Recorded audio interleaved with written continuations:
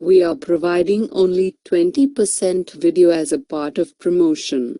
For remaining 80%, that is 6 to 8 articles, current affairs video and general studies complete videos, please subscribe to our complete package.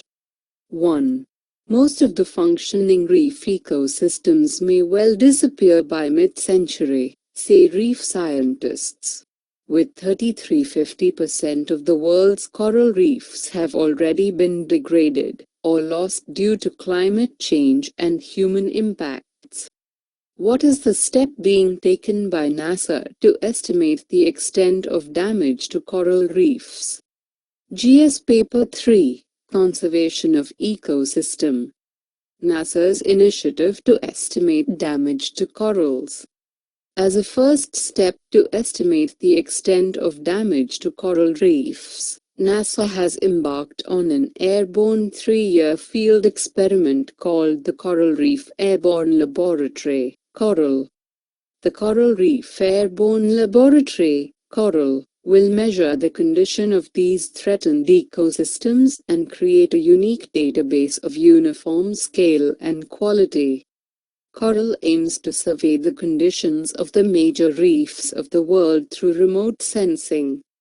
How the survey will be conducted. Hochberg's team will survey the condition of entire reef systems in Florida, Hawaii, Palau, the Mariana Islands and Australia. CORAL will use an airborne instrument called the Portable Remote Imaging Spectrometer, PRISM, developed and managed at NASA's Jet Propulsion Laboratory in Pasadena, California. As coral is degraded, it is replaced by algae, and hence the ratio of algae to coral is an indicator of reef condition. PRISM records the spectrum, all the different colors, of incoming light from the ocean below, across the ultraviolet, through the visible region and up to the near-infrared. The coral data processing takes into account the complex interactions of sunlight with the atmosphere, ocean, and reef. The signatures are used for identifying reef areas that are coral, algae, etc. Coral also uses those signatures to model photosynthesis. The PRISM data are validated by in-water measurements. There are 3 fundamental types of data to be gathered by PRISM: optical, reef benthic cover, area of the ocean bottom covered by the reef, and reef primary productivity. For the reef cover, we use underwater photographs, which are analyzed back in the lab. The in-water validation of optical properties of light passing through the water, seafloor optical properties and reef community composition will be done.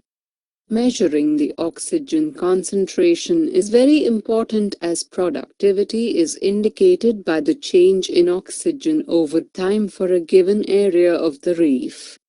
A more productive reef releases more oxygen. Significance of coral reef survey. Coral reefs are home to a quarter of all ocean fish species.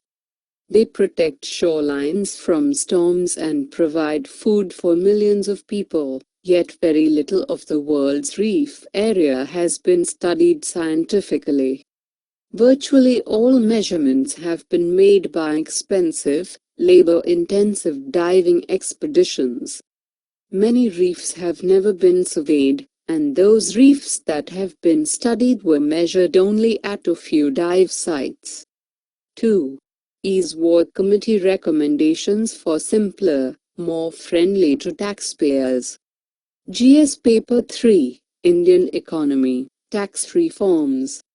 The recommendations are: raising the threshold for tax deducted at source, TDS, and reduction of TDS rates from 10% to 5%. Amending the capital gains tax laws to provide relief to retail investors who get caught in demands made by taxmen. Simplification of the distinction between capital gains and business income. changes in law to avoid delay in the issue of tax refunds.